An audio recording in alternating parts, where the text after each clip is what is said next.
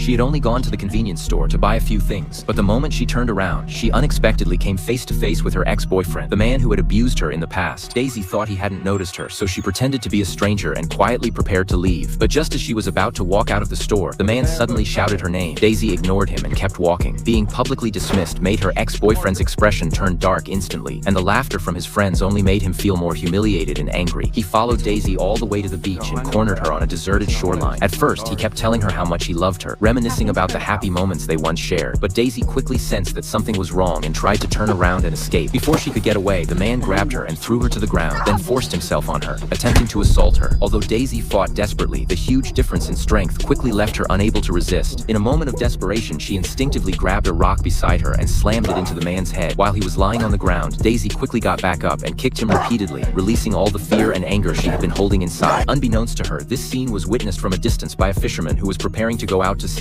Several days later, two boys playing in the marsh accidentally discovered the man's body. After examining the corpse, police found red fibers on him, which quickly led investigators to Daisy. Soon afterward, they discovered a red knitted hat in Daisy's house. At that point, Daisy became the prime suspect in the murder case. Everything seemed to confirm the long-standing prejudice the townspeople had against her. Ever since she was a child, Daisy had always been treated as an outsider. She grew up isolated from society, living alone deep in the quiet marshlands. The only real love she had ever experienced was a brief relationship with Alan, the fisherman's son. But before long, Alan left the town to pursue his education and never returned. Later, Daisy was repeatedly harassed and tormented by the victim, Edward. Although she desperately wanted to escape from everything, she was eventually arrested by the police. Just when she had completely lost hope, a retired lawyer approached her and offered to defend her for free. This long-lost act of kindness finally allowed Daisy to slowly open her heart. The truth was, Daisy had once had a happy family, but her father suffered from severe war trauma for years, which caused his personality to become violent and cruel. Before long, he drove the entire family apart. In the end, overwhelmed by guilt, her father left the house to Daisy and quietly walked away. Growing up alone in the marsh, Daisy later met Alan, the fisherman's son. He patiently taught her how to read and write, and before long, the two fell in love. However, in order to change his own future, Alan eventually left to pursue his studies. After being abandoned once again, Daisy did not give up. She used the knowledge Alan had taught her to start writing and